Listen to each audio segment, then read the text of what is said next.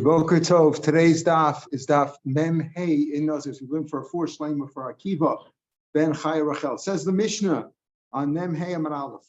Tiglachas Atara. Till now, we discussed the last couple of days. We discussed the previous two kinds of shaving, which is one is the prohibition. You can't shave during the Nazir's period, and one is if he became Tamei, Mace, that he has to purify himself and do that shaving or hair cutting, is whatever you want to call it. We'll call it shaving. Now we talk about the proper one to do. Anybody who becomes a Nazir, right? Hopefully he won't shave at all during that time. He'll do the right thing. He won't shave at all. And hopefully he won't become Tamei, Mace. Won't be an accident, certainly not on purpose. And then if everything goes well, at the end of his Nazir's period, he will shave after he brings his korbanos. So here's what we're talking about. Tiglach Satara, that's what we're talking about. The proper shaving done after he finished his regular period of Nazir's Betara. How does that work? Ketzav. Hey, maybe you brought the 3 animals, Chatasol and Shlomim. Those are the 3 animals that you bring. Shlomim, Umegalech Divrei Yehuda. So the Pashup shot is that he brings the korbanos in those 3 orders. Obviously, the Kohen brings them to the Kohen. The Chatas first, then the Olav, then the Shlomim, and after he brings the Shlomim, then he shaves. We're going to talk about how he shaves, where he shaves.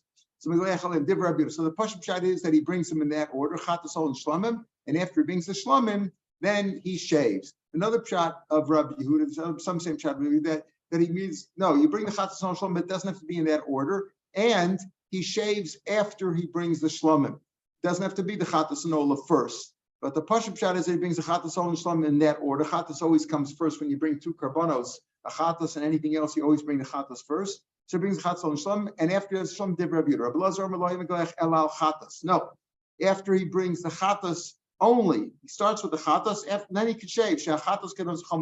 Wherever you have a Chatas with another carbon, you always bring Chatas. Even if the Chatas is a bird and the other carbon is an animal, you still bring the Chatas first. That's the rule. Always Chatas comes first. Okay, so we have machlokas here. Do you shave after you bring the Shlomim? And the order Chatas or Shlomim, then you bring the Shlomim. Or possibly Rabbi Yehuda means if you bring the Shlomim first, then you do that. But do you bring it do you shave after you brought the Shlomim, or do you do it after the Chatas? Right, that's the machlokas here. Yes, everybody agrees that as long as you brought one of the korbanos, whichever one you brought, and you shaved after that, that's it. You're yotza. You've done your shaving, as we'll see, and then you're finished with the Nazir's period. Now, normally, brings the Chatas, you say this is a Chatas. I'm bringing this for Chatas, I'm bringing this for Shlom. Let's say he bought the 3 korbanos he has to bring. Well, it's evident from the age and the gender of the animals what's what. So if he bought the 3 animals, she didn't say which one. A Chatas of a regular commoner is a female sheep or a goat. So if he brings a female under a year old, that's your Chatas. The Ola is a male. The Ola Tigabola. Ola is a male under a year old, and the Shlomim is a male sheep after 2 years, which is like a ram, right? You bring an Nile ram. So Shlomim Tikar Shlomim. So he doesn't even have to specify what they are. And you could tell from the age and the gender which one goes first. Tana Rabbanim.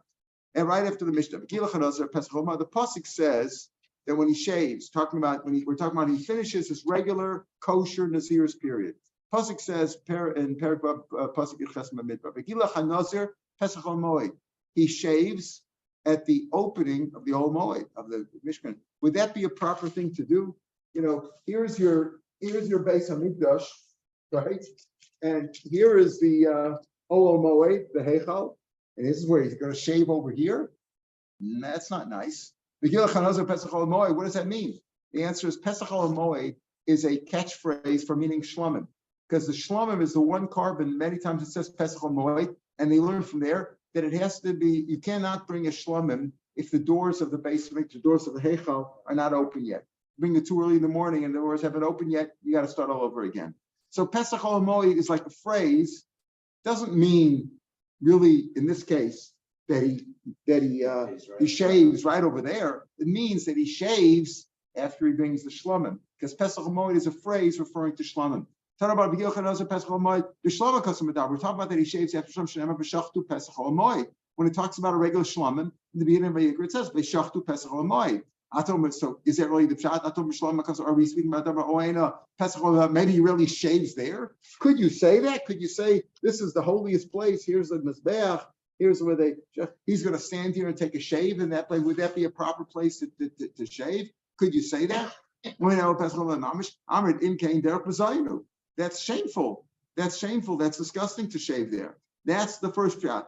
That's what the Tanakhama says over here. So when it says Pesach al Moed, it doesn't mean you actually shave there. It must mean you shave after you bring the shlom. Rav Yoshi Omer, ain't it tzarich? I don't even need that drasha. Based on that, it's a bazillion. I have another part. Says Lo Sal Mosam Isri. At the end of a Yisra, what does it say? When you build the mizbeach has a ramp over here, right? The ramp, you walk up on a ramp, because if you walk with steps. And those days they didn't have pants like we wore, they wore like robes like some of the Arabs do, they weren't Irish. They just, they wore robes. So it wouldn't be proper when you lift your feet up. That would be proper. It would show your erva. So the pasuk says, you shouldn't do that. That's also kal b'chomer. You shouldn't even walk up where you're not doing anything wrong. You're just walking up the steps. You shouldn't make steps there so that you shouldn't have to lift up your feet and show your erva. Kal b'chomer derech b'zayin. So he says, not only because stam is a b'zayin to shave there. You see in the base of Mikdash, you're not even allowed to have steps there, so certainly you can't do this. It's interesting, you see here in the brackets, it's really the same thing, but we bring down Rav Yoshi's idea first. And it's Medrash Parsha. So again, this is like a Rishalmi, this Lashon. It's very strange to find this in the Babli. Begilach HaNazir, Rav Yoshi Omer, B'shlama Kasam Daber. So here Rav Yoshi says, Rav Yoshi's opinion that he learns out from the Maalos, is he also says the same thing, but based on the last number. Is he talking about the Shlomo Ein Ella, or are we talking about literally the shave at the opening of at the door of the Oel Moed? If the Torah says don't walk up on steps, certainly you shouldn't shave here. So it's the same idea, except we bring down Rav Yoshi's opinion and not the first opinion we mentioned of Tana Rabbanan, based on that it's Sam Derech Rav Yosef gives another reason why you can't shave at the door of the Oel Moed.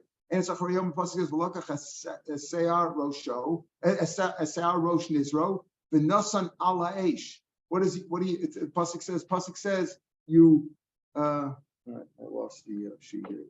Okay. Here, Pasuk says, no, it's not there either. Oh, here it is. All right, put it over here. Pasuk says, what do you do with the hair? Says the pasuk goes on. The Gilach Nazir Pesach Al Moed. Now we're saying that means after the Shlomim. Es Rosh Nizro v'lokach es Sa'ar Rosh Nizro. Take the hair, and what do you do with it? Says put it on the fire. Asher tachas avach Shlomim. That's what you do. You put it on the fire when they cook the Shlomim.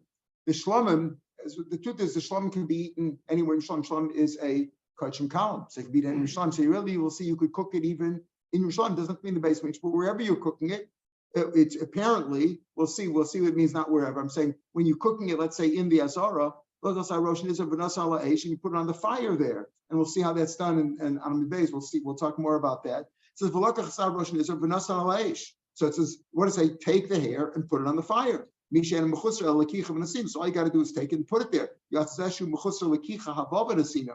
If we're talking about shaving by the door of the Oel Moed, so not only do you take, if you shave there and you took your hair, not only do you take it there, you've also got to transport it to where you're cooking it. You're not cooking it right there in the Azara. You're cooking it maybe in the Ezras Nashim. You're cooking it maybe on Harabayas, maybe even Yerushalayim, but you're not cooking it right there. So obviously, it's not. You can't just take it and put it on the fire. You got to take it and walk it over. So it says, take it and put it. Mashma that you right where you take it, right where you shave, there you can put it right there. You have the same kind of a drasha, by a get. You can't write a get, let's say, on a tree. Let's say you bought a sofa and you wrote it on a tree, and then you chop down the tree and give her the tree. You got to have it where you write it and you can give it to a writer. You can't have things in between. You have the several drushes in Shas this way. Some say that it was Rav Yitzchak who started the drasha. In other words, there wasn't Rav Yitzchak who said Ein Tzarech in reply to the others, but Rav Yitzchak Omer B'Shlama Kasam Davar talk about that you shave after you bring the Shlomim. Atom B'Shlama Kasam Davar Ein El Pesach Mamin means literally mamish. You shave right there. You take it. Makom Shahaya Vavashel Shama Yemegaleach. The same place where he cooked it, that's where he shaves. right? It's got to be that place. So you got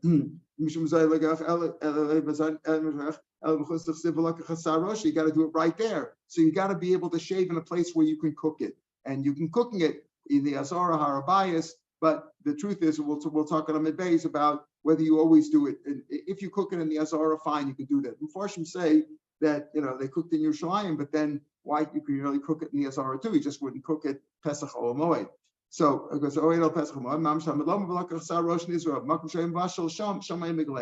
that's another Russia. And where did he actually shave? So we say he doesn't shave. We just said that he doesn't shave Pesach or Moed because either it's disgusting or it doesn't it doesn't make sense. It's disgusting to cook it right there. I mean to shave right there. Rather you wouldn't shave right here for either because it's just disgusting or because if you can't walk up on the steps, certainly you can't shave right there. Or another drasha we said is because you got to be able to take the hair and immediately throw it under the fire where you're cooking, under the pot where you're cooking the shlomin, and you're not cooking over here, so it can't be. You'd have to, if you would shave over here, you'd have to shave, then transport it to the place where you cook. Where do you actually shave? So that's why I brought this in here. See this lishkas hanazim. This is the Ezras Nashim. The whole thing is called the Azar, but this is the Azmain Azar. This is Nashim. Here it's called lishkas nazirim. That's where they shave. They shave in lishkas nazirim. Now we'll see. You can shave. Truth is, if you shaved somewhere else, that would also be okay. But that's the proper place to do lishkas nazirim. This is the southeast corner. If you're looking north, usually we live north, south, east, west.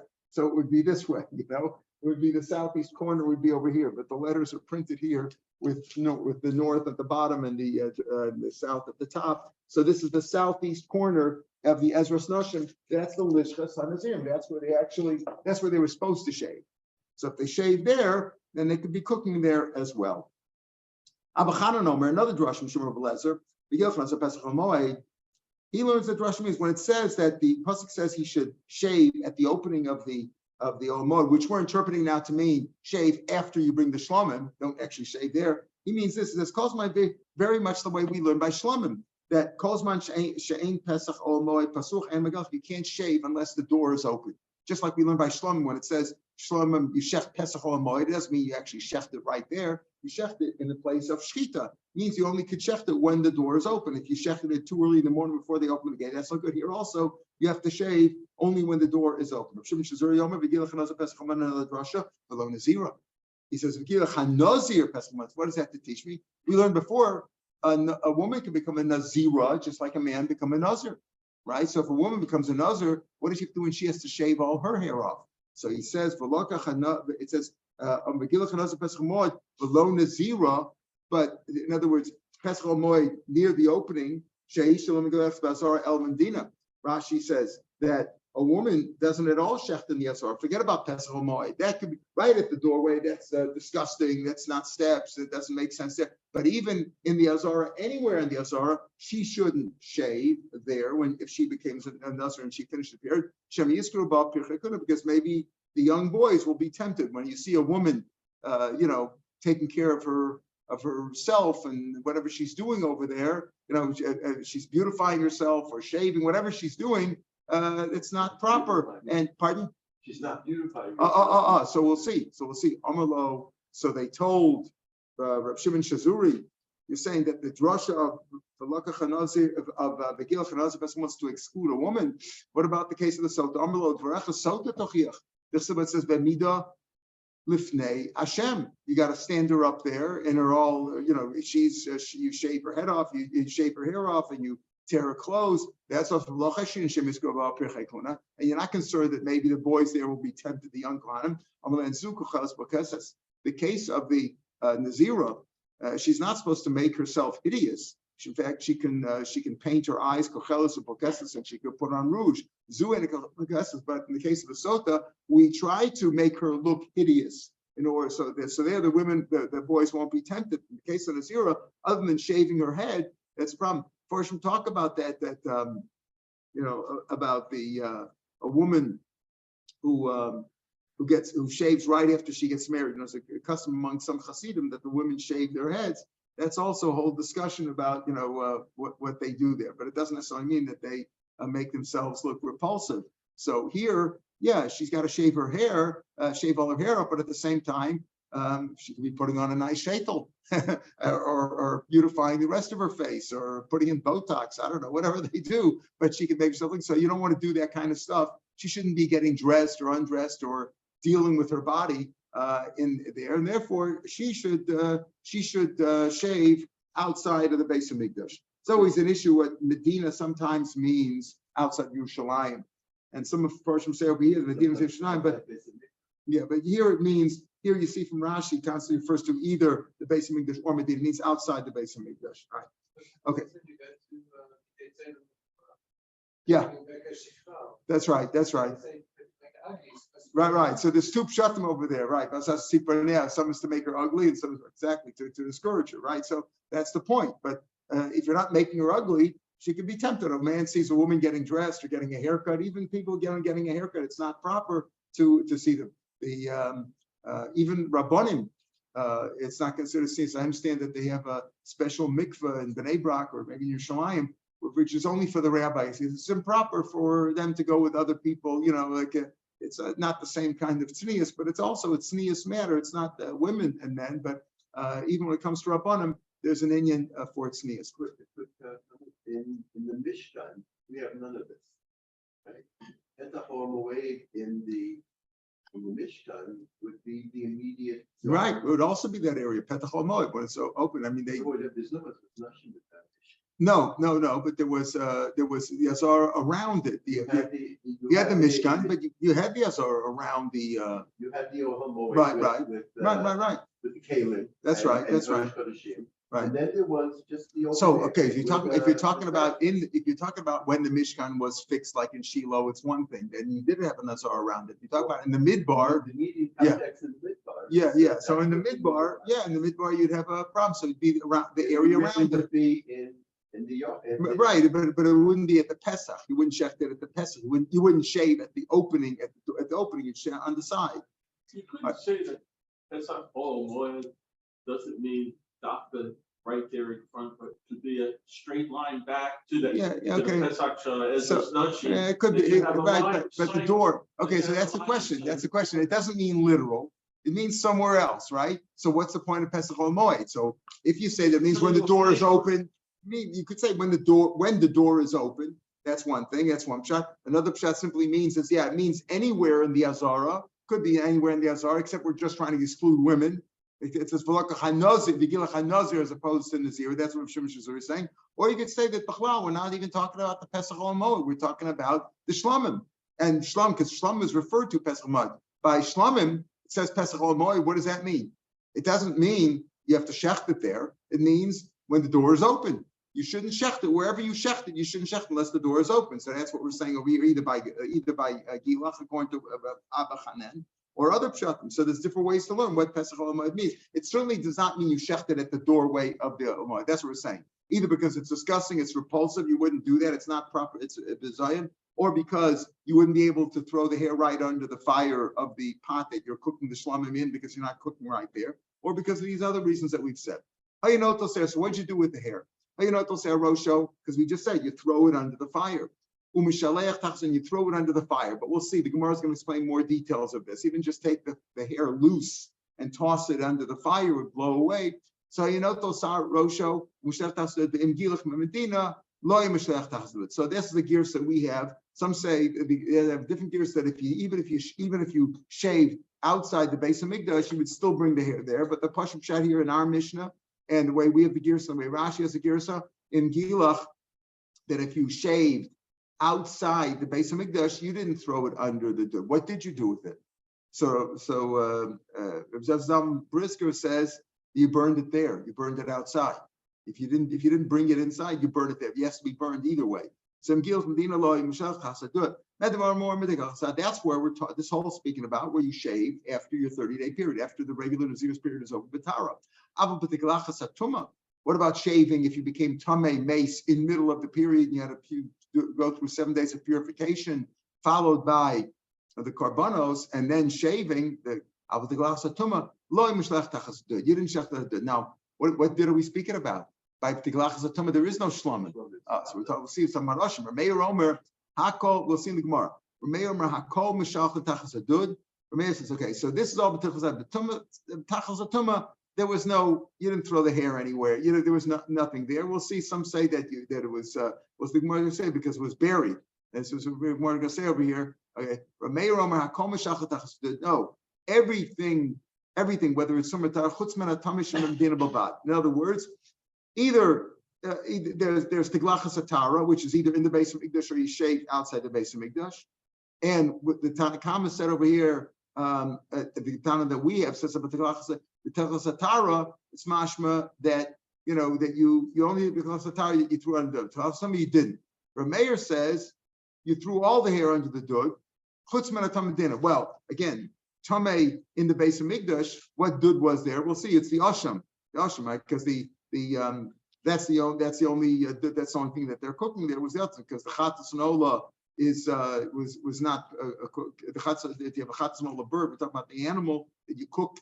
What you cooked was the asham. So chutz men atamei b'medina bilvad. Tamei b'medina, where you shechted it not in the right place. You didn't shecht it in the base. I mean shechted. I keep saying shecht. You didn't shave in the base. You shaved outside. That is, we'll see, that's buried, and that's not that the hair there is buried, and therefore that's not thrown under the dud. But it's mashma from a mayor that tamei in the base of Mikdash would throw it under the dud, as we'll see the dud of the asham. So Gemara says not Russia. Tanar Rabbanan. Yachach notelas a rotev. Okay, what he does is this: he's cooking the shlamim, takes some of the sauce, the gravy of the shlamim there, v'nosmal se'ar rosh, and puts that on the se'ar rosh. I guess we went lower, but it's really based on a pasuk, as we'll see. Put that on the se'ar rosh in Israel, on the hair.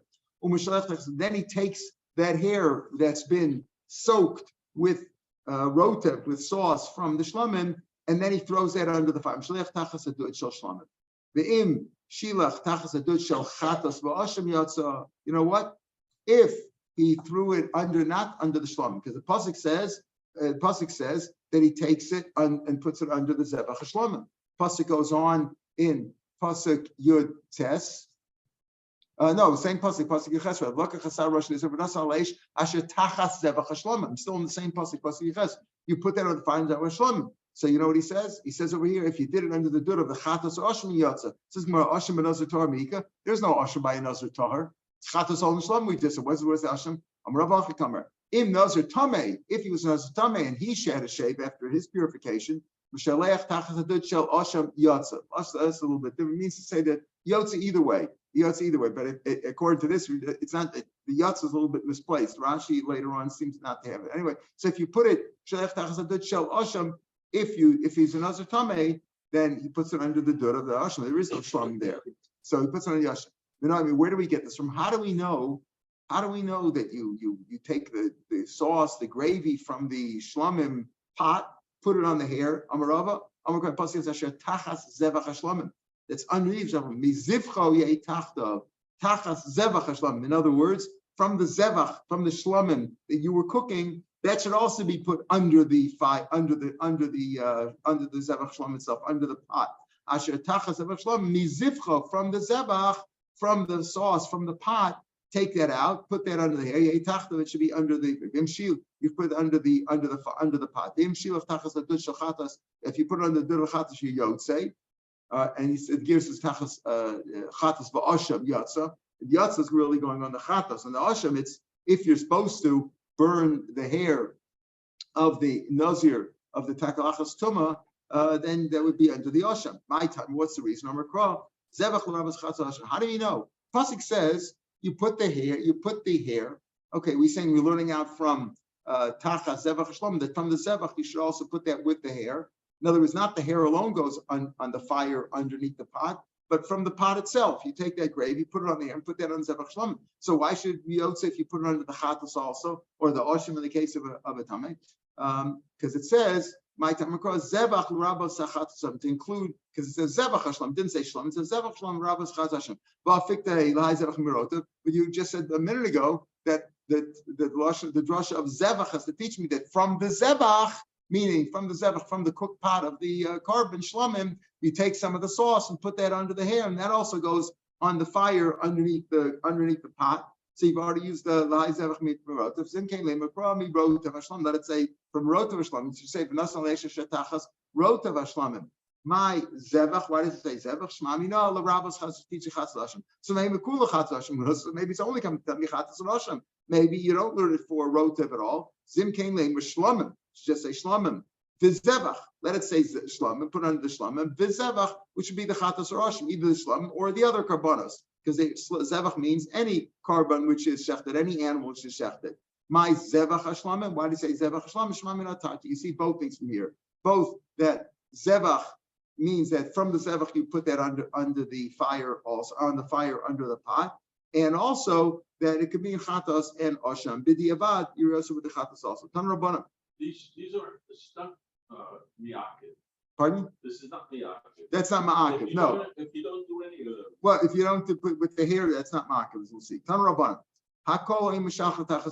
All the hair, whether it's tiglachas atar or tiglachas atuma, wherever apparently he shaved, chutz mitama shegilach medina, right? Except that's all thrown under the dud, meaning a tame, even a tame tiglachas atuma who shaved in the base of mikdash, he would also put it under the dud. The dud in this case being what? Being the asham. Now remember the Nazir Tameh, when he purifies himself, he brings a couple of birds, chatas and ola, and the asham animal. But it says zevach hashlam. Zevach always refers to an animal, a slaughtered animal in the base of Mikdash, and not the bird. So you can't be talking about the chatas, presumably of the tumah, maybe right of the tumah. We're talking about the asham. So that's what it says. It maybe it means if you cook the bird also. But usually zevach hashlam usually refers to an animal. Except for a tameh who shaved outside the base of Mikdash. Nikbar de Rav Meir. Rav Meir we didn't have that in the Mishnah, but here in the Brayz he tells you the reason why you don't take the hair of a tameh, a Nazir who's tameh, when he purified himself and he shaved outside the base of Mikdash, that's because it's buried. We said before that the Tanna Kama holds that a Nazir Tameh who shaved in the base of Mikdash, according to the Tanna Kama, mashma, he also doesn't throw the hair there. Maybe that would also be burned. Yudomer tahorim kan v'kanai mishalchin. Rabbi Yehuda says no. Whether they're tahor, whether he's a nazir tahor, whether he shaved in the base of Mikdash outside, even outside, he also put it under the dud. Tameim kan v'kan lo. If they were tamei, no, you didn't do it at all. You didn't throw the hair on at all. Going along with what Meir says, outside maybe it was buried, inside maybe it was burned. Third shita. Rabbi Yehuda says if you're tahor, no matter where you shave, you threw it under the fire, no matter where you shave. Presumably, you didn't shave in Tel Aviv because you still have to, right? The shlomim can't be taken outside of Yerushalayim. So Rabbi Yehuda says the tahor, whether you shaved in the base of Mikdash or outside, they threw it under the dud. Tameim, whether they're tamei kan v'kan lo yimshachem. So that's Rabbi Yehuda's opinion. Rav Meir says everybody's mishach except for a tamei that shaved outside the base of Mikdash. Chachamim omrim hakol lo yimshachem. Nobody threw the hair under the dud, tachas the dud, chutz min atar shel Mikdash, except for a tar person who shaved in the base of Mikdash shenasik mitzvaso. That's the proper way to do it. Shagilach b'mikdash k'mitzvaso, says Rashi. The proper way to do it is where to shave. You shave in the base of Mikdash, as we said. What does it mean in the base of Mikdash? In this Lishchas HaNazirim, in the southeast corner of the Ezras Nashim, that's where you shave, and then that's where you threw under the dud. But if a tar person shaved outside, then presumably it would be buried. It would be burnt, rather, the way the Grizz learns. That hair would be burnt, not buried. Buried apparently is only if it's a tamei who shaved outside. So we have three opinions here. And the Pashup shot in the Mishnah, when the Mishnah says, so it says mashma, that's like it's mashma like the Tanna Kama. In other words, in our Mishnah, right? In our Mishnah, do we see Rabbi Yehuda's opinion? The Mishnah said, look at the back of the Mishnah. He took the hair and he threw it in dud. But if he shaved outside the base of Mikdash, then he did lo yimshaleach tachas dud, right? So the Tanna Kama in our Mishnah is really like the Chachamim Omer. The Chachamim say that the only one who sends out the dud is a Torah person who shaved in the base of Mikdash. If he shaved outside the base of Mikdash, he didn't. And if he was Tameh, he didn't at all. Rav Meir says no, they all did it. Rav Meir is the most opposed to the Chachamim, because Rav Meir says everybody sent it except for, everybody sent the hair under the door except for a Tameh Shemedina. Rabbi Yehuda was in the middle. Rabbi Yehuda said, Torim kan the kanai mishalchem. The Torim, either way, whether they shaved inside or outside, would send to the dud. Tameim kan the kan lo. The Chachamim, our Mishnah goes like the Chacham. It's mashma from the Rambam Seichem that we go like Rabbi Yehuda. We pass like Rabbi Yehuda, but our Mishnah is mashma like the Chachamim. That the only one who sent to the dud is if a Nazir Tahor who finished his period and he shaved in the base of Mikdash, which is the proper way. To do it. All right, we'll pick it up from the Mishnah tomorrow, Mirz Hashem, and have a good day, everybody. Good. So,